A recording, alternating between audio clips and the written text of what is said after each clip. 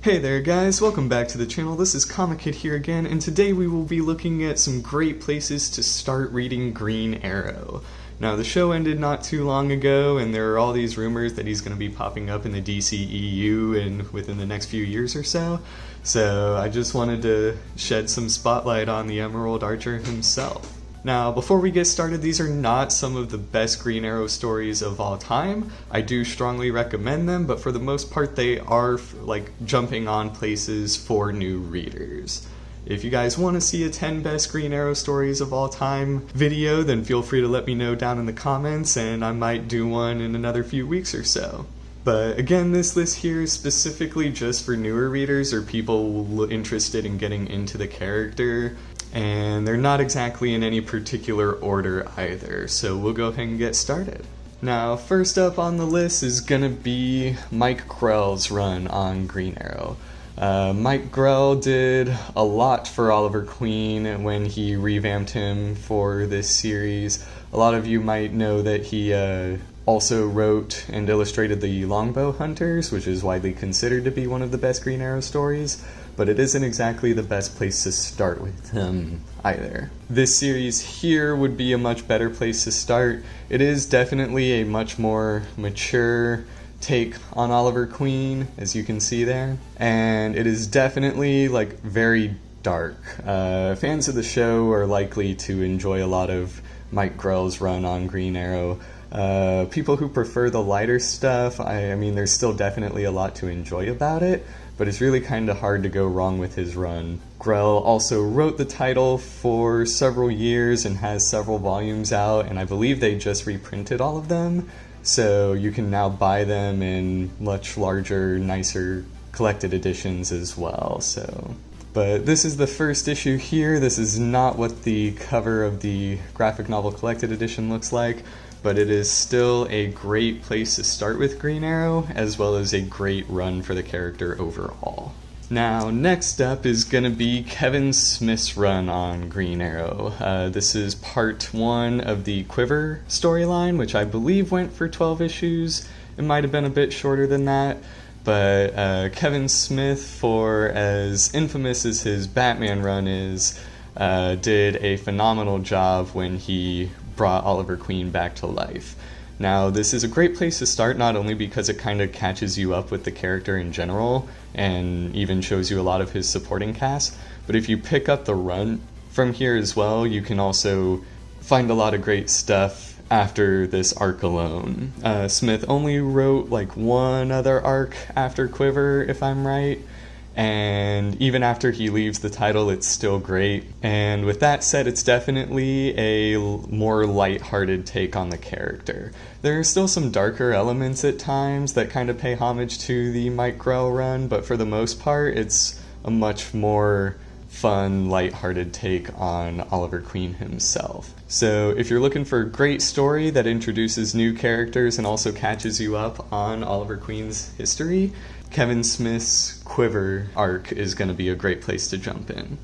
Now, one of the more popular places to start is going to be Green Arrow Year 1. This one really takes place and focuses on Oliver Queen when he's actually on the island, and it kind of shows how he goes from a rich playboy to effectively a Robin Hood type hero.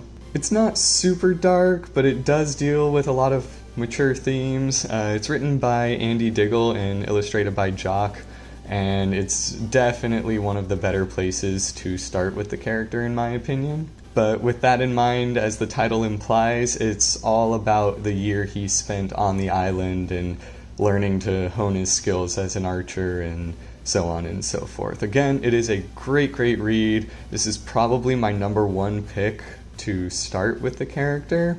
It's got great art on the inside and is just an overall great story as well. DC also tends to keep this series in print for the most part, and so that might be one of the easier Green Arrow books to find as well. Now, the New 52 run for Green Arrow did not start as strong as the later parts of the series were, but especially once Jeff Lemire enters the picture, he did a lot of good and a lot of improving on the New 52 Green Arrow title. I do have issue 1 of the series, but it's really not the best place to start. It's an okay place, but as far as like the story itself goes, it's just a bit weaker. But once you start Jeff Lemire's Green Arrow run, you're really not missing much. Once again, he kind of walks you through like a brief summary of his origin. It deals a lot with his dad. This is not the start of his first arc on Green Arrow that I have here, but it is one of the best arcs from Lemire's time with Oliver Queen, in my opinion. Lemire also did a lot with his supporting cast, and some of them are still around even today, and it was just an absolutely phenomenal run. Even after he leaves, the writer who follows is still pretty good. It's not quite as good as what Lemire did, in my opinion, but there's still definitely a lot to appreciate about it. And so I definitely recommend starting with his Green Arrow run, especially if you want something a bit more modern. I believe in the trades it's volume 3, but the Outsiders War is also a pretty good place to start as well. Now, lastly, we have the Green Arrow Rebirth run. This one was written by Ben Percy and illustrated by Otto Schmidt, at least for the first arc, and I have a lot of good things to say about this series. It brought back the goatee for him, it reestablished him with Black Canary. A lot of good came out of the Green Arrow Rebirth run. That said, once Ben Percy left the title, it did get a little weaker, and unfortunately it is no longer going, but it is Green Arrow. You can always kind of count on him to come back at some point. But everything Ben Percy did on the title is absolutely phenomenal. He did work with several different artists, and he brought in a bunch of supporting characters. He did really well all around, and so I don't really have anything bad to say about Ben Percy's Green Arrow run. Again, it's maybe not the best place to start with the character, just because it does build off of the New 52, but for the most part you'll be able to pick it up just fine, and as long as you know a little bit about the character, you'll be able to follow the story just fine. But that is everything we have for you guys today. Thank y'all so much for watching. Please let me know what other kind of videos you'd like to see in the future down in the comment section below. And be sure to hit like and subscribe as well. Thanks, and I will see you guys again next week.